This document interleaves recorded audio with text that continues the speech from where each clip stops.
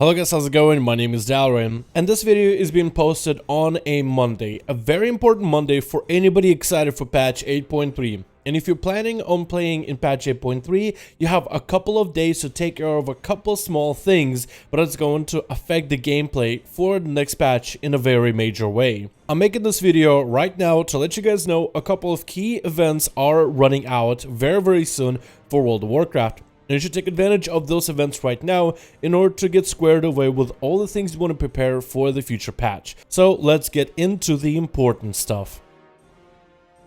Now, the first things first, we have ourselves a World of Warcraft event that is ending very soon. It is the WoW 15th year anniversary.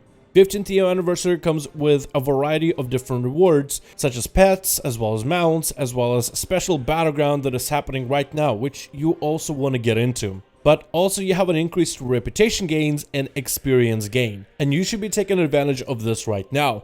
The amount of experience gain and rep gain isn't high, but having 15% extra XP and rep gain is something worth using currently.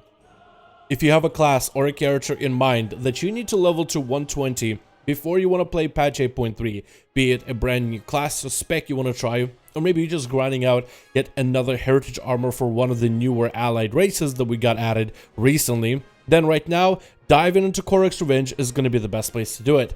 Right now, Korax Revenge as a BG event, which is going to be available for a limited amount of time, offers a ridiculous amount of XP. Just spending a minute inside of Korax Revenge gives you quite a bit of XP, more than a single quest can give you. So this is very useful if you have a Korax Revenge that is lasting a very long time and neither side wants to budge and lose the BG. However, if your faction is known to lose Korax Revenge or dominate in it, either way, you are going to get a lot of XP for winning or losing this event battleground. So just queuing for Korax as often as you can for a single day can net your character from literally level 110 to 120 in a very short amount of time. This combined together with the World of Warcraft 15th year anniversary 15% EXP gain will give anybody an opportunity at the last minute to get any of your most desired to play alts up and running for patch 8.3.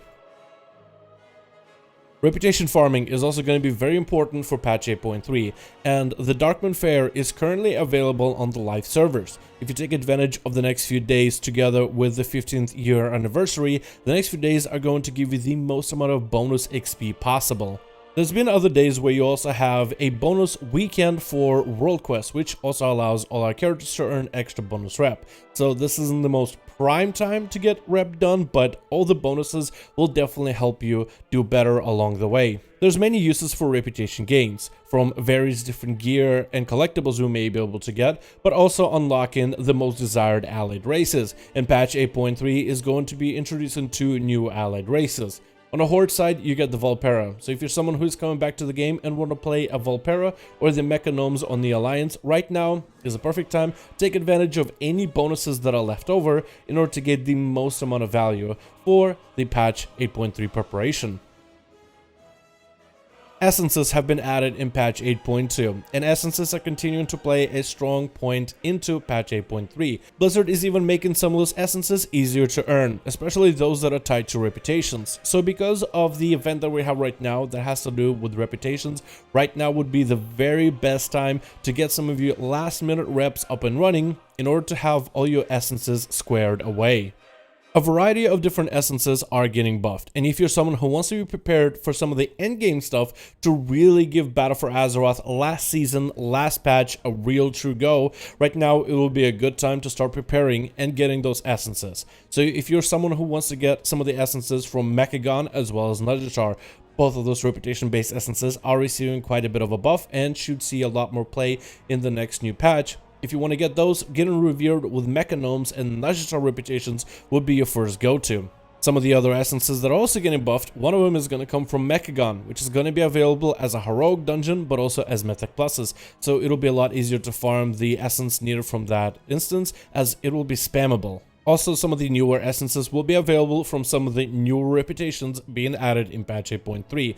And personally, I would want to rather work on those reputations rather than having to go to some of the older bits of content from 8.2 and 8.2.5 and grind those together with my 8.3. This actual reputation weekend is also great if you're someone who's going to be stockpiling Paragon boxes. Paragon boxes are earned every time you are able to get any kind of reputation with any of the factions that you have already exalted, and when you regrind the reputation all over again, you get a Paragon box. When you open up a Paragon box, you'll be rewarded with AP. But you can choose to open up a Paragon box after patch 8.3 arrives. So for example, if you're able to stockpile a bunch of Paragon boxes, once patch 8.3 hits, you can cash in on those Paragon boxes and earn yourself a little bit extra AP. So as you can see, there's a lot of things that can be done with the reputations, but the days of having extra rep are running out very soon, and it's going to be a lot more grindy, so you better take advantage of the next few days, depending if you're an A or EU, and squeeze the most out of the limited time that we have with all these extra bonuses.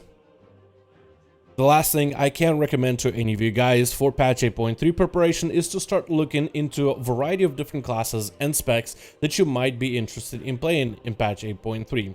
As far as we are to understand, the new raid, the dungeons, and PvP are going to be a little bit more inclusive from what we can see.